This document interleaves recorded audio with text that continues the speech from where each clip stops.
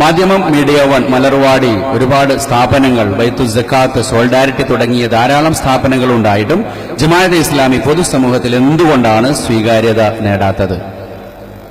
O Abdurahman Sahib മറുപടി പറയും. ജമാഅത്തെ ഇസ്ലാമി പൊതുസമൂഹത്തിൽ സ്വീകാര്യം നേടിയില്ല എന്നാരാ പറഞ്ഞത്? തീർച്ചയായും. പക്ഷേ ഈ പത്രങ്ങളും ഈ പ്രസിദ്ധീകരണങ്ങളും ഒക്കെ വായിക്കുന്ന വിഭാഗം എത്ര പേരാണ്? ഇതെല്ലാം വായിക്കുന്ന വിഭാഗം എന്ന് പറഞ്ഞാൽ ലിമിറ്റഡ് ആണ്. ഇത്തരം ഈ ബുദ്ധിപരമായ നിലവാരത്തിലേക്ക് വന്നവർ, സഹിഷ്ണുതയോടുകൂടി ഇതൊക്കെ വായിക്കാൻ ക്ഷമയോടുകൂടി ഇരിക്കുന്ന ആളുകൾ, അവരുടെ എണ്ണം കുറവുണ്ട്.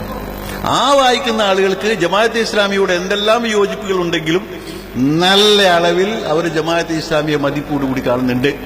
അതിന്റെ പ്രതിഫലമായത് നേരത്തെ ശ്രീ സുരേന്ദ്രനോട് സംസാരിച്ചില്ലേ, ശ്രീ എം നാരായണൻ സംസാരിച്ചപ്പോൾ തുടങ്ങിയത് അദ്ദേഹം പറഞ്ഞെന്താ, ഇത്തരം കാര്യങ്ങളിലോടെല്ലാം യോജിക്കുന്നു എന്ന് പറയാൻ പറ്റില്ല. പക്ഷെ അതിനെ സഹിഷ്ണുതയോടുകൂടി വീക്ഷിക്കുന്ന, ജമാഅത്തെ ഇസ്ലാമി ഈ രാജ്യത്തിന്റെയും സമൂഹത്തിന്റെയും ശത്രുവെന്ന് കരുതുന്ന, പല കാര്യങ്ങളിലും ജമാഅത്തെ ഇസ്ലാമിയോട് യോജിക്കാൻ കഴിയുമെന്ന് വിശ്വസിക്കുന്ന ഒരുപാട് ആളുകൾ ജമാഅത്തെ ഇസ്ലാമിക്ക് പുറത്തുണ്ട്. രാഷ്ട്രീയ പാർട്ടികളിലുണ്ട്. ഇന്ന് കേരളം ഭരിക്കുന്ന LDF-ലുണ്ട്. പല പ്രശ്നങ്ങളും വരുമ്പോൾ ജമാഅത്തെ ഇസ്ലാമിയുടെ ഉത്തരവാദപ്പെട്ടവരുമായി അവർ കൂടിയാലോചന നടത്തുന്നുണ്ട്. ഞാൻ വളരെ വിശേഷിച്ച ഇപ്പോൾ സൂചിപ്പിക്കുന്ന ഒരേ ഒരു സംഭവം, മാറാട് കലാപം നടന്നപ്പോൾ, രണ്ടാം മാറാട് കലാപം നടന്നപ്പോൾ ആകെ വർഗീയ കലാപത്തിന്റെ വിഷാഗ്നി കോഴിക്കോടിനെ ഏറ്റവും ചുരുങ്ങിയത് ഗ്രസിക്കുമെന്ന ഘട്ടം വന്നപ്പോൾ അന്നത്തെ മുഖ്യമന്ത്രി AK ആന്റണി കോഴിക്കോട്ട് വന്ന് ഗസ്റ്റ് ഹൌസിൽ, അദ്ദേഹത്തിന്റെ കൂടെ അന്നത്തെ KPC പ്രസിഡന്റ് മുരളീധരനുണ്ട്, അദ്ദേഹത്തിന്റെ മന്ത്രിസഭാംഗങ്ങളുണ്ട്, മുസ്ലിം ലീഗിലെ ഉത്തരവാദപ്പെട്ട നേതാക്കന്മാരുണ്ട്. അദ്ദേഹം വിളിച്ചു വരുത്തിയത് ജമാഅത്തെ ഇസ്ലാമിയുടെ K സിദ്ദീഖ് ഹസനെയും മാധ്യമത്തിന്റെ എഡിറ്റർ എന്ന ലേഖനെയുമാണ്. അവിടെ വന്നതിന് ശേഷം അദ്ദേഹം എങ്ങനെയാണ് നമുക്ക് ഈ ഈ തീജ്വാല കെടുത്തിക്കളയാൻ കഴിയുക എന്ന് വിശദമായ ചർച്ച നടത്തി.